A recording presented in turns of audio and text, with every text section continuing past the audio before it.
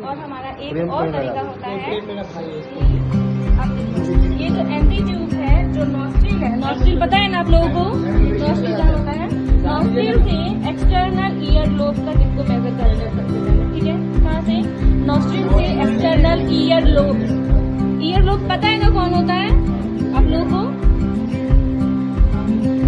उसके बाद हम लोग इतना मेजर कर लिए और ये फिर क्या करते हैं, जहाँ तक हम लोग ईयर लोब तक मेजर किए हैं वहाँ से ईयर लोब से हम लोग करते हैं, फिर से इसको मेजर करते हैं जीसी स्टर्नम, ठीक है। रिक्वायर्ड प्रोसेस पता है ना स्टर्नम का, पता है ना? तो वहाँ तक क्या करते हैं, मेजर करते हैं, ठीक है। और यहाँ पे मेजर करने के बाद आप यहाँ पे देखिए, गौर से देखिए, यहाँ पे एक लगा हुआ है लगा हुआ है ना, मतलब हम सही मेजर किए हैं ना, सही मेजर। इसके बाद क्या करते हैं, 6 to 8 centimetre lubricant gel apply करते हैं एंटी ट्यूब पे। सपोज दैट लुब्रिकेंट जेल है ये, क्या करते हैं, डिवाइड करेगा, ठीक है। उसके बाद हम लोग क्या करते हैं, जब हम लुब्रिकेंट जेल पे अप्लाई कर देते हैं तो नॉस्ट्रिल के थ्रू हम इंसर्ट करते हैं, स्लो राउंड करते हैं, ठीक है, इंसर्ट करते हैं। और ये इस क्या कहते हैं, फेरिंग्स तक जब चला जाता है और इसको जब हम इंसर्ट करेंगे ना तो सीधा इंसर्ट करेंगे, एकदम जो पीछे वाला भाग होता है ना वो होना चाहिए।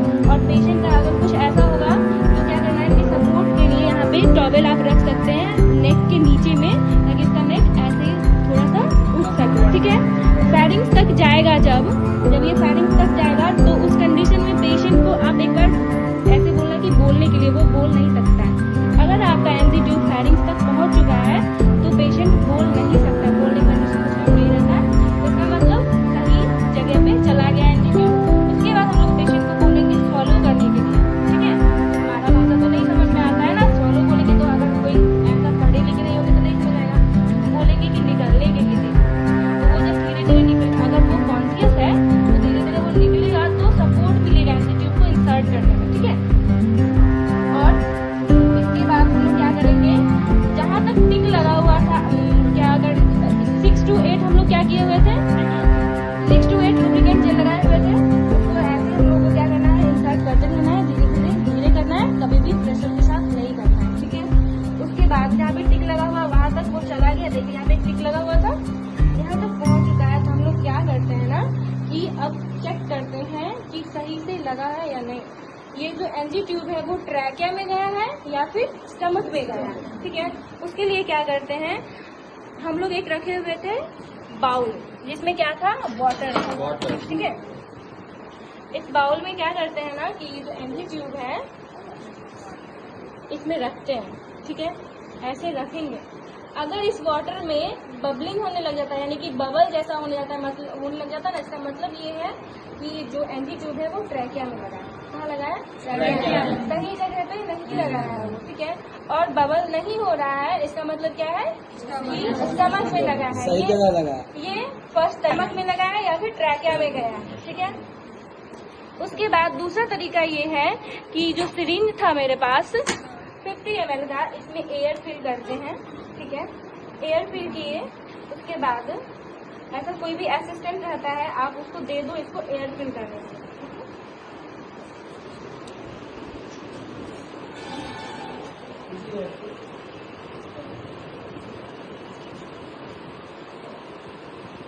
एयर फिल, जब एयर फिल है इसमें तो इसको आप प्रेस करो।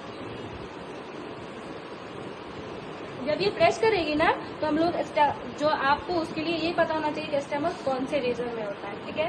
और जिस रीजन में स्टमक होता है, कौन से रीजन में होता है ये बताओ तो, बताइए। एब्डोमिनल रीजन पढ़ाए थे हम आप लोगों को, नहीं पता है? 9 रीजन,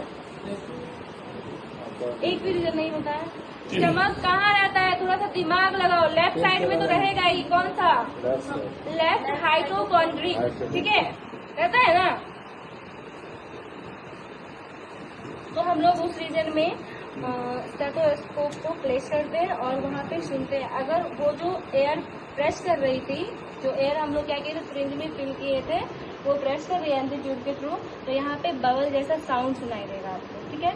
तो इसका मतलब ये है कि एंटी ट्यूब समझ में, ठीक है। अगर नहीं सुनाई देगा मतलब सही से नहीं लगाएंगे, ठीक है। ये तरीका है माइक्रो बोल से हम लोग क्या करते हैं, एंटीट्यूब को फिक्स करते हैं। इसको आप लोग नोज पे भी फिक्स कर सकते हो या फिर फॉरहेड पे भी फिक्स कर सकते हैं, ठीक है।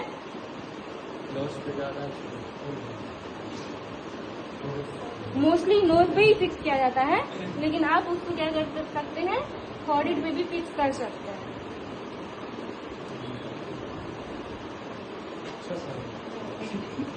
एकदम मतलब ऐसा कि अभी हम एंटीट्यूब क्या किए, इंसर्ट किए, ठीक है।